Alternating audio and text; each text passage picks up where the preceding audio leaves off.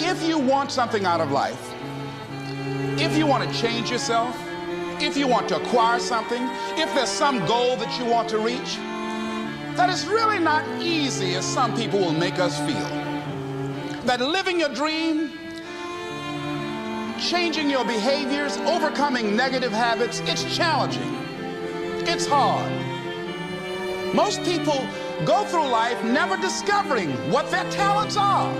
Most people never develop their talents. They have skills and abilities, but if you don't nurture them, if you don't develop them, they will never serve you. Your gifts can take you many places if you develop your gifts. Most of us don't like to do those things that come easy to us. I've always loved to talk to people. I decided, taking this advice, to develop my skills as a speaker. And my gift has developed and it's taken me many places. You have something that you brought to the universe, and that if you decide that my life deserves my developing this, what I do well, and becoming the best at it, and mastering myself, and seeing what I have within me, if you decide to drop your buckets where you are and develop your gifts, I grant you, you'll never ever be without. I grant you that your gifts will take you places that will literally amaze you.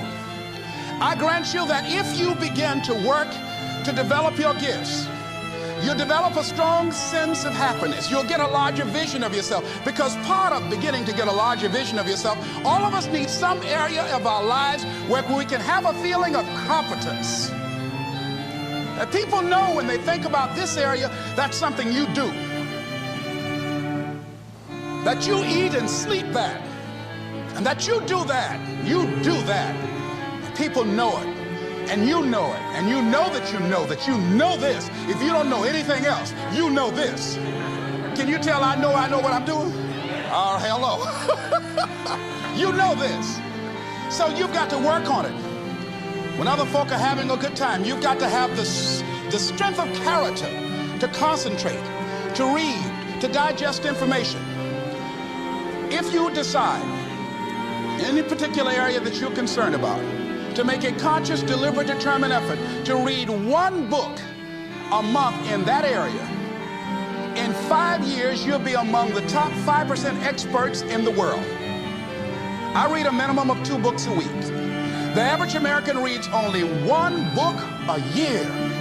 If you decide that area that you love, that you are going to master that particular area, in this era of accelerated change, overwhelming complexity, and tremendous competition, as you begin to develop and expand your skills and your talents and your vision of yourself, you will always be in control of your destiny.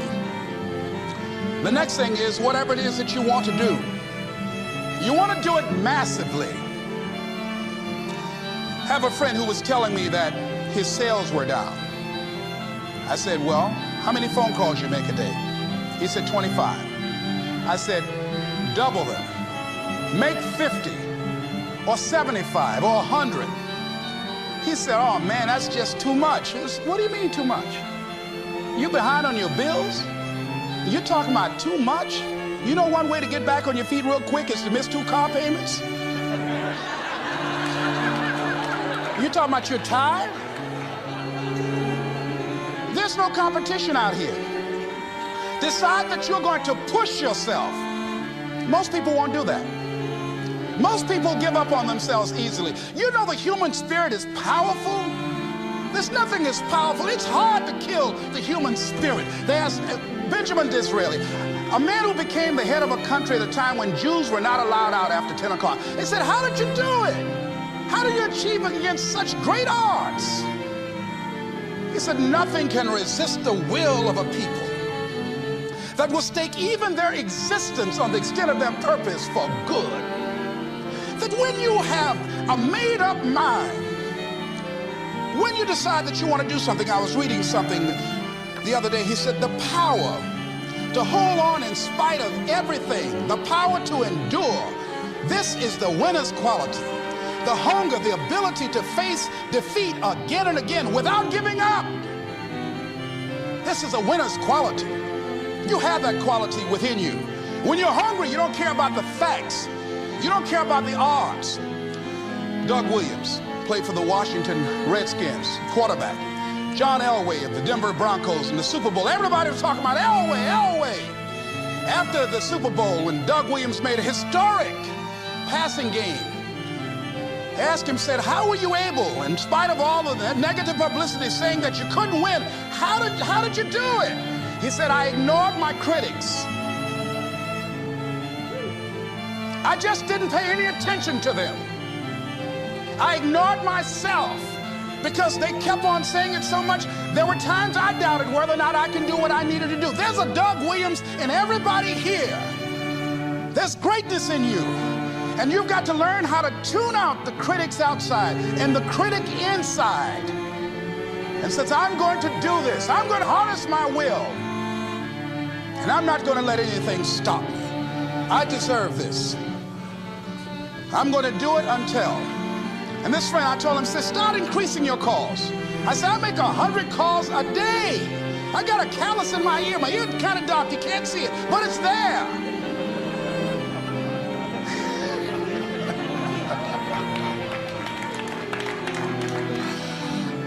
His sales have increased. He's working harder now. The other thing is that if you want something, you have got to be relentless. You've got to learn how to become resourceful. You've got to learn how to become creative. When crises strike in your life, and in the Chinese language, crisis means danger, but it also means opportunity. And this is an opportunity for you to grow.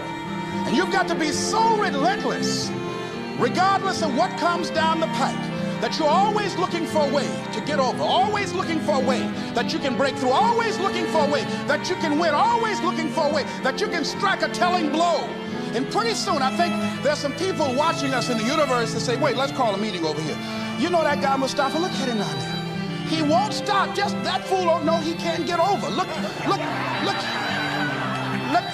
here. Why don't we do this? Let him go and let's mess with somebody else. Let him go on through.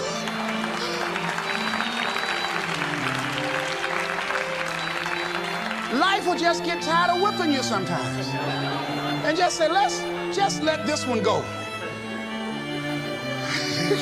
I believe this. Now, no one has told me this, but I just kept on kicking. I didn't have sense enough to stop. I was intelligently ignorant. I didn't know what I couldn't do. So I just tried anything. And the fascinating thing about life, because you can't get out of it alive, you might as well have a good time, you know? You might as well have a good time. Live your life with passion, with some drive. I was giving a seminar the other day, and I mentioned that I was going to do some training in August with some young teenagers and take about 100 away to a 2 or 3 day camp and wipe them out. Been working on this. So after the speech, one of the parents walked up to me and said, Mr. Brown, I'd like for you to do something for my son. He's not motivated.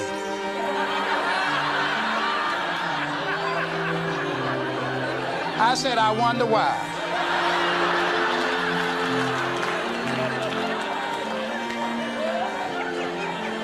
I wonder what's wrong with him. He had no fire whatsoever. See, what you do speaks so loudly, folk can't hear what you're saying. And so if you don't have any fire, you know, you've got to watch the people, the relationships that you develop. Have people of kindred mindsets. If you're around folk who are dead and negative all the time, they will affect you. You want people that are around you that have smiles on their faces, looking good. I was telling a group last week, Abraham Lincoln refused to hire a guy because of his face. They said, but the guy can't help it. He said, anybody over 30 is responsible for their face. If you have some depressing face looking at you every day, it affects your blood pressure. keep these dead faces away from you, it's contagious. This is serious. So you've got to watch your countenance, watch your face, have an uplifted expression, watch your body posture. All of these things affect you psychically. You've got to be the kind of person that you are fearless. Fearless. Folk leave fearless people alone. There's some people walk through a neighborhood and every dog in the neighborhood would bark at them.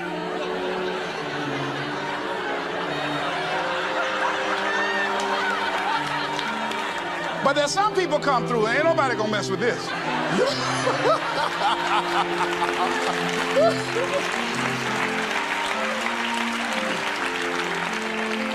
You are unstoppable. And because you are unstoppable, because you've got power that you haven't even begun to use yet, you owe it to yourself to release your brakes. How many of you have had the experience of pulling out of your driveway and you mashed on the accelerator and the car was just going, and couldn't move, and you mashed harder and it couldn't move, and then you discovered you had your emergency brakes on. And then you release those emergency brakes and it goes, choo! Have you ever had that experience before? Most of us go through life with our brakes on, holding back, not giving all that we have, not sharing all of ourselves. Most of us go to our graves still holding on rather than releasing it. What are some of those things that keep us from releasing it? Because of past experiences, past defeats, past pain. We look back, well, it didn't work out then. It probably won't work out now. Many people get confused their performances with who they are. I was reading Pat Riley, the coach of the Los Angeles Lakers.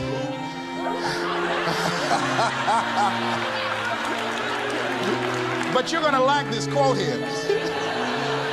After the Trailblazers had blown them out of the water, and I'm sure he said this last night, they asked him, how do you feel? He said, tonight we were exposed for what we are right now.